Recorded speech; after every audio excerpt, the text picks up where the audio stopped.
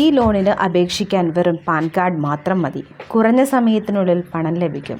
ഇതിൻ്റെ വിശദ വിവരമാണ് ഇന്നീ വീഡിയോയിലൂടെ നിങ്ങളുമായി ഷെയർ ചെയ്യുന്നത്. ചാനൽ ആദ്യമായി കാണുന്നവർ സബ്സ്ക്രൈബ് ചെയ്യുക, വീഡിയോ ലൈക്ക് ചെയ്ത് സപ്പോർട്ട് നൽകുക. ചെറിയ സാമ്പത്തിക പ്രതിസന്ധികൾ വരുമ്പോൾ എപ്പോഴും മറ്റുള്ളവരോട് പണം വാങ്ങുവാൻ മടിയുണ്ടോ? ഉടനടി പരിഹാരം നൽകുന്ന വായ്പാ മാർഗങ്ങളുണ്ടോ? ബാങ്കുകൾ ആവശ്യപ്പെടുന്ന രേഖകളോ ഈടുകളോ കൈവശമില്ലെങ്കിലും നിങ്ങൾക്ക് ചെറിയ ധനസഹായം കിട്ടുന്ന മാർഗമുണ്ട്. കൈവശം പാൻ കാർഡ് ഉണ്ടെങ്കിൽ കുറഞ്ഞ കാലാവധിക്കുള്ളിൽ തന്നെ തിരിച്ചടയ്ക്കാവുന്ന ഇൻസ്റ്റൻറ്റ് ലോണുകൾ നിങ്ങൾക്ക് ലഭിക്കും. ഇന്ത്യയിലെ സാമ്പത്തിക ഇടപാടുകളിൽ ഏറ്റവും സുപ്രധാനമായ രേഖയാണ് പാൻ കാർഡ്.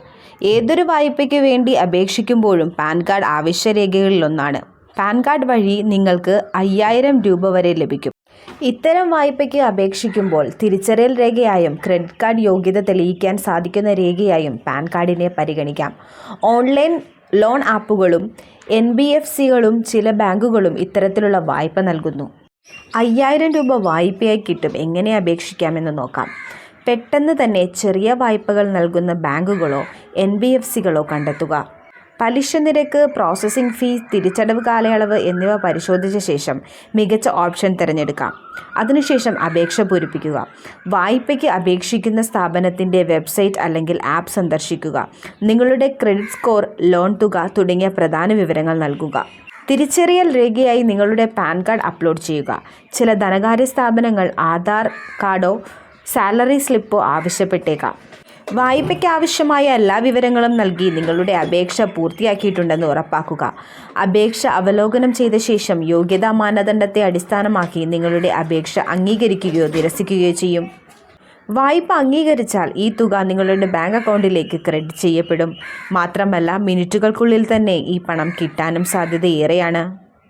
5000 രൂപ നൽകുന്ന ഈ പാൻ കാർഡ് വായ്പയുടെ നേട്ടങ്ങൾ ചെറിയ തുകയാണെങ്കിലും ഏത് ലോൺ തന്നെയാണ്. പക്ഷേ ബാങ്കുകൾ ആവശ്യപ്പെടുന്ന പോലെ നിരവധി രേഖകൾ ആവശ്യമില്ല. പ്രധാന രേഖയായ പാൻ കാർഡ് തന്നെ മതി. ആവശ്യമെങ്കിൽ സാലറി സ്ലിപ്പ്, ആധാർ കാർഡും നൽകേണ്ടി വരും. പൂർണ്ണമായും ഓൺലൈൻ പ്രക്രിയയിലൂടെയാണ് ലോണിന് അപേക്ഷിക്കുന്നതും അംഗീകരിക്കുന്നതും. അതിനാൽ സാധാരണ ലോണിനേക്കാൾ പെട്ടെന്ന് തന്നെ വായ്പ ലഭിക്കുന്നു.